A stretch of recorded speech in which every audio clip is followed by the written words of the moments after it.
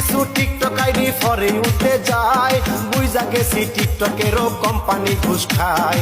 কিছু কিছু TikTok ID ফরে উঠে যায়, বুঝা গেছি টিকটকেরও কোম্পানি ঘুষ খায়। আমার আইডি ফিউজ আমি এখন কি করি, আমার আইডি ফিউজ আমি এখন কি করি, কোম্পানিরে কেমনে ধরি, কোম্পানিরে কেমনে ধরি।